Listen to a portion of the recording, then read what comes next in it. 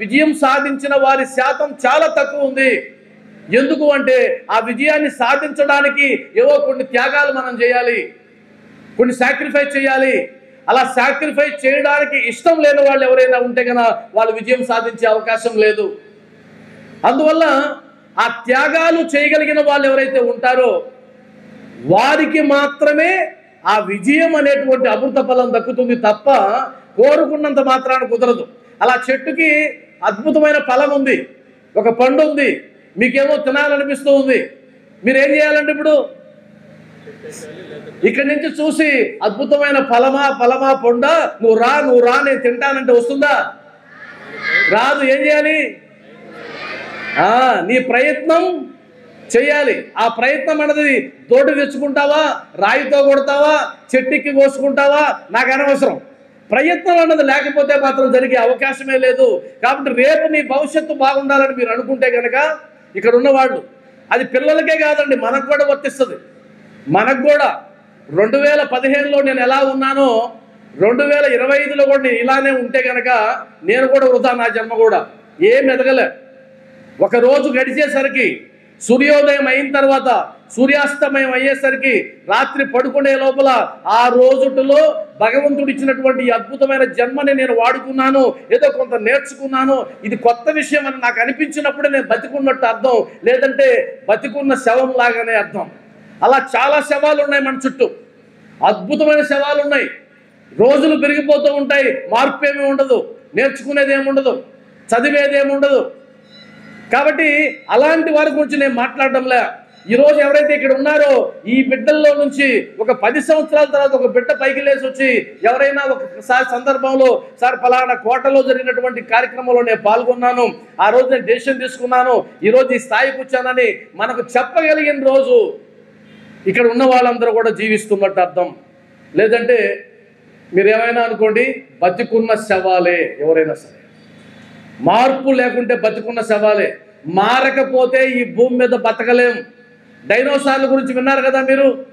డైనోసార్లు అద్భుతమైన జంతువులు, టన్నుల కొద్ది బలమున్న జంతువులు, బరువున్న జంతువులు, ఈ భూగోళాన్ని శాసించిన జంతువులు ఇప్పుడున్నాయా? కనుమరుగైపోయాయి. బొద్దింకలు వాటికంటే ముందు నుంచి ఉన్నాయి, ఆ తర్వాత ఇప్పటికి కూడా బొద్దింకలు ఉన్నాయి. ఎందుకంటే బొద్దింకకి తనను తాను మార్చుకునే గుణం ఉంది, డైనోసార్కి మారడం చేతగాక కాలగర్భంలో కలిసిపోయినాయి. అది మీరైనా నేనైనా సరే మార్పుకి గాన అడ్డుపడితే నాశనం అయిపోతాం. మారాల్సిందే, ఖచ్చితంగా నేర్చుకోవాల్సిందే, రోజు జీవించాల్సిందే. మన కోసం మనం బతకడం, ఇతరుల కోసం బతకడం, ఏదో ఒకటి చేయాల్సిందే. ఇప్పుడు ఇక్కడ ఉన్నారు కొంత దాతలు, లేదా ఇక్కడ ఉన్నారు లక్ష్య సేవా సమితి నిర్వహించే వాళ్ళు. వాళ్ళు ఇంట్లో కూర్చుంటే కూడా జరిగిపోద్ది కదా, మీకు జరిగినట్టు నాకు జరిగినట్టు వాళ్ళకి జరగదా? కానీ అలా ఉండకూడదు అనుకున్నారు. ఇలా ఉండకూడదు జీవితం. ఏదో ఒకటి చేయాలి, సంథింగ్ క్రియేట్ చేయాలి, కొంతమందికి సహాయం చేయాలి. కష్టమైనా పర్లేదు, నష్టమైనా పర్లేదు, ఈ ఆలోచననే జీవించడం అంటారు. ఎందుకు చిరకర్మండి, మనం ఏదో గడిచిపోతుంది అంటే నువ్వు బతుకున్న శవానివి, నువ్వు జీవించినట్టు కాదు. కాబట్టి ఇక్కడ వరకు అర్థమైందా నేను చెప్పింది ఫస్ట్ పార్ట్. నేను రెండో పార్ట్లోకి వెళ్తున్నా. అదేంటంటే కనుక పేదరికం కష్టాలు నీ భవిష్యత్తును శాసించలేవు. ఒకసారి చెప్పండి పిల్లలందరూ, పేదరికం కష్టాలు నా భవిష్యత్తును శాసించలేవు. ఇంకొకసారి చెప్పండి. చూసారా, ఆ ఒక్క లైన్ గుర్తుపెట్టుకోవడం మీకు కష్టంగా ఉంది. ఎన్ని ప్రాక్టికల్ రుజువులు, ఒక్క లైనే నేను చెప్పింది. ఎందుకంటే మీ మనసు ఇక్కడ లేదు, ఇంకెక్కడ ఉంది. కాబట్టి మళ్ళా ఇంకోసారి చెప్తాను, పేదరికం కష్టాలు నా భవిష్యత్తును శాసించలేవు. చెప్పండి. ఎక్సలెంట్, గట్టి క్లాప్స్ ఇచ్చుకోవాలి మీరు. లాల్ బహదూర్ శాస్త్రి తెలుసా మీకు? అమ్మా నేను ఇప్పుడు అడుగుతాను, లాల్ బహదూర్ శాస్త్రి పేరు విన్నావా? ఎవరైనా? ఆయన ఏ ఆటలో బాగా ఖ్యాతి సంపాదించాడు? ఏ ఆట లేదు, ఇంకేదన్నా? సరే నాన్న నువ్వు చెప్పమ్మా. లాల్ బహదూర్ శాస్త్రి ఆట గురించి నాకు తెలుసు సార్. ఏం తెలుసు? పాలిటిక్స్ లో ఏంటి పాలిటిక్స్? అంటే ఆయన ప్రైమ్ మినిస్టర్ గా మనకు కొన్ని రోజులు వర్క్ చేస్తారు. కొన్ని రోజుల చెప్పండి,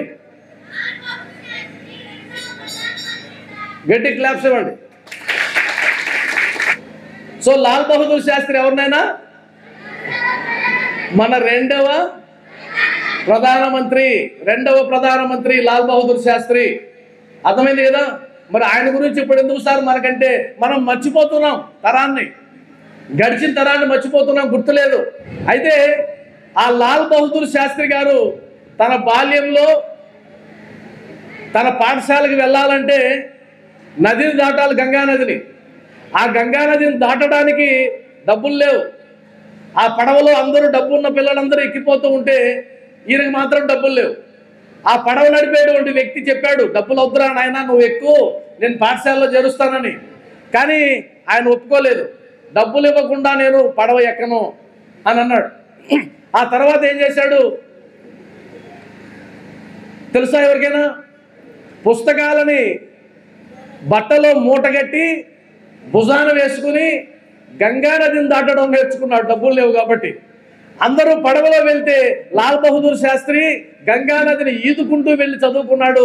ఆ ఈతలో నుంచి, ఆ ఎదురెదడంలో నుంచి భారతదేశ ప్రధానిగా ఎదిగాడు. అంత గొప్ప స్థాయికి ఎదిగినాడు ఆయన. అదంత సామాన్యమైన విషయమా?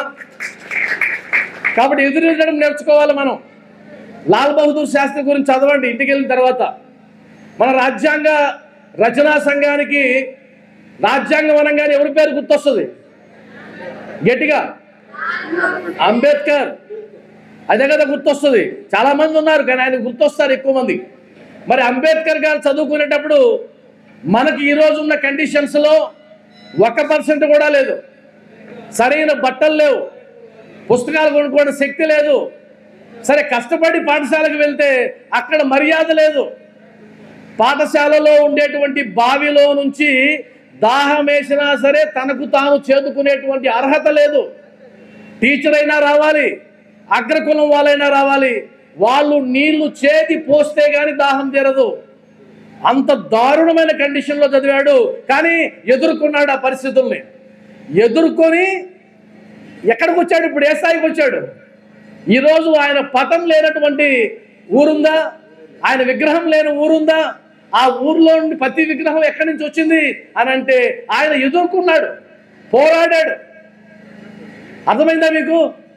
బడిలోన కులము, బండిలోన కులము, మడిలోన కులము, గుడిలోన కులము, అమ్మా దప్పిక అంటే తలుపు తెరచినా, అమ్మా దప్పిక అంటే తలుపు తెరచినా, కులము పేరు చెప్పగానే చీ కొట్టెనా, చిట్టె గుండె ఏడ్చి ఏడ్చి అలసిపోయేనా. ఆ మహనీయుడు అంబేద్కర్ ఆదర్శము, భరత జాతి మేలు కోరుకున్న ఆనిముత్యము, అసమానత అగ్గిలో కాలిపోని ధీరుడు, కులమేసిన కాటుకి కూలిపోని వీరుడు. డాక్టర్ బిఆర్ అంబేద్కర్ గారు. ఇది నేను రాసిన పాట. ఆయన మీద అభిమానంతో నేను రాసుకున్న పాట, నేను ఆలపించేటువంటి పాట. అంటే పోరాటం నేర్చుకున్నాడు, ఈరోజు చిరస్థాయిగా నిలిచిపోయినాడు. అది లాల్ బహదూర్ శాస్త్రి అయినా, డాక్టర్ బిఆర్ అంబేద్కర్ అయినా, ఏపీజే అబ్దుల్ కలాం అయినా, వాళ్ళందరికీ ఉన్న కామన్ ఏంటంటే బాగా చదువుకున్నాడు, మంచి మార్కులు తెచ్చుకున్నాడు. ఇది కాదండి, పోరాటం నేర్చుకున్నాడు. ఆ పరిస్థితుల నుంచి ఎలా బయటపడాలో నేర్చుకున్నాడు. మా నాన్న పేదవాడు, మా అమ్మ పేదరాలు, నా కుటుంబం పేదరికంలో ఉంది, ఎవరైనా దాతలు సహాయం చేస్తారని ఎదురు చూస్తూ ఉన్నాం. దీన్ని నేను బ్రేక్ చేయాలి అంటే ఏం చేయాలి? నేను ఒకరికి ఇచ్చే స్థానంలో ఉండాలే కానీ నేను తీసుకునే స్థానంలో ఉండకూడదు. లేదా ఈరోజు నా మీద దయతలిచి ఇచ్చినటువంటి దాతలు ఎవరైతే ఉన్నారో వాళ్ళందరికీ రుణం తీర్చుకునేలాగా నేను చదివి పై స్థాయికి వెళ్ళి ఉన్నత స్థానంలో నిలబడి వాళ్ళకి ఒకసారి నేను ఫోన్ చేయాలి. సార్, మీరు ఇచ్చిన 5,000 10,000 నా మనసులో ఈ ఆలోచన రేపింది. నేను పోరాటం నేర్చుకున్నాను, ఈరోజు దాన్ని బ్రేక్ చేశాను. ఆ రోజు మీరు 5,000 రూపాయలు పిలిచి నాకు ఇచ్చారు, ఈరోజు నేను 5 లక్షల రూపాయలకి శక్తి నాకు ఉంది, నన్ను ఒకసారి పిలవండి మీరు అని చెప్పగలిగిన రోజు ఈరోజు మీ జీవితంలో ఒక మార్పు వస్తుంది. అలా కాని పక్షంలో అప్పుడప్పుడు మళ్ళీ 20 ఏళ్ల తర్వాత అల్లవరామయ్య గారు కనిపిస్తే అల్లవరామయ్య గారు ఆటో ఎక్కినప్పుడు మీరు గుర్తుపట్టి మీరు ఆటో నడుపుతూ, సార్ ఇంటర్మీడియట్ చదివేటప్పుడు మీరు ఒక 10,000 ఇచ్చారు సార్ నాకంటే సిగ్గుచేటు. ఎవరికి అంటే ఇప్పించినటువంటి వాళ్ళకి, ఇచ్చినటువంటి దాతలకి. అర్థమైందా మీకు? అది కాదు. మా హెడ్ మాస్టర్ చెప్పేవాడు ఎప్పుడు, నేను పనిచేసిన హెడ్ మాస్టర్, బస్ ఎక్కామనుకో విషయ ఆ కండక్టర్ ఎవరు అనుకున్నా మన దగ్గర చదువుకున్నాడే. మళ్ళీ ఆటో ఎక్కామనుకో విషయ ఆటో డ్రైవర్ ఎవరా మన దగ్గర చదువుకున్నాడే. లాస్ట్కి మా స్కూల్కి పేపర్ వచ్చింది, కిసయ్య ఎవరు అనుకున్నా మన దగ్గర చదువుకున్నావే. నేను చెప్పిన సార్ మీ దగ్గర చదువుకున్న వాళ్ళందరూ ఇచ్చారా, ఒక్కరు కూడా పై స్థాయిలో లేరా అని అంటే అవి నవ్వుకుని వదిలేసేవాడు ఆయన. అలా ఉండకూడదు. అర్థమైంది కదా? కాబట్టి గుర్తుపెట్టుకోండి. నా చెప్పిన వాక్యాన్ని ఎవరైనా మళ్ళా చెప్తారా నాకు గుంపుగానైనా?